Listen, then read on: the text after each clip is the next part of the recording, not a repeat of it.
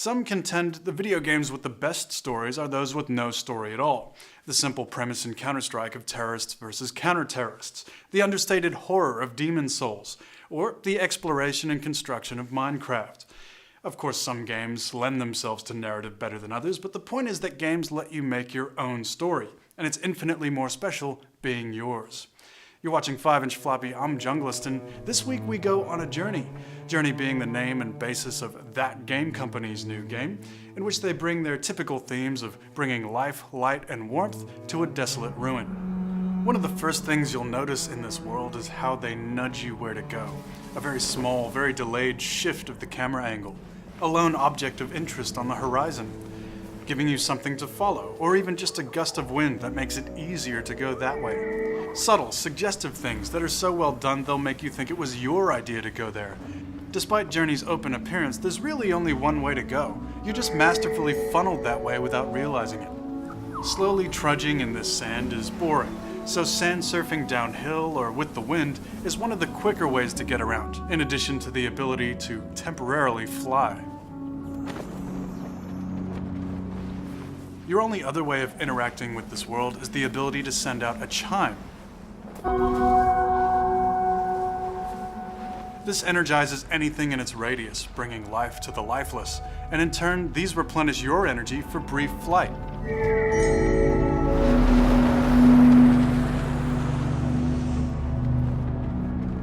But despite it all being the same energy, you can't energize yourself. If only there were... Oh, hello. How long have you been there?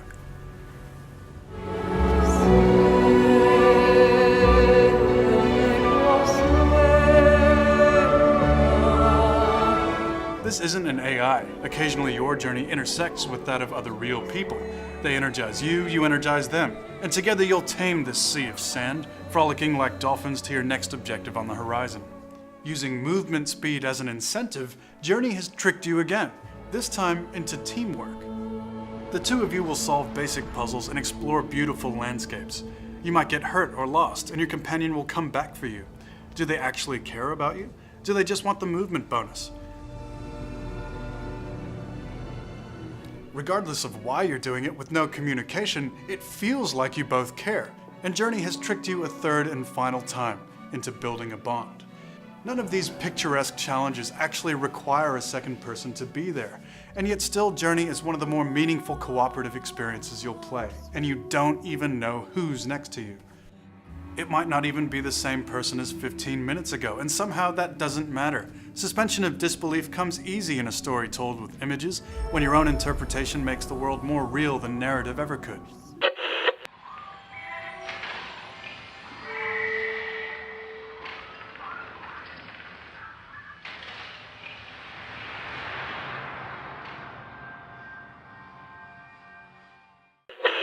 As for what's actually happening in the world, the game leaves much open to interpretation, so in the interest of preserving your experience, we will too.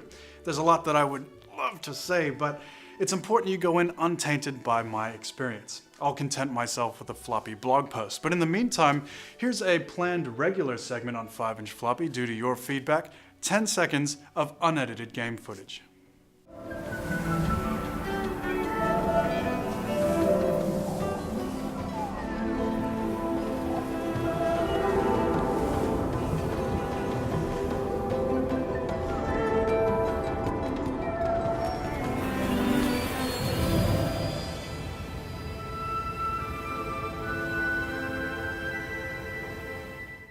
And that brings us to Endgame. Without using any words or much audio at all, Journey's greatest accomplishment is getting you to do what they want you to do and feel what they want you to feel purely with how you interact with the world. That alone makes it That Game Company's best title to date, putting away the wankery of flower and displaying true craft. Probably the best thing I can say about it is that my journey won't be the same as yours, though I'm dying to talk about it with you online. $20 for a 3-hour journey? I'm not going to touch that one, that's up to you.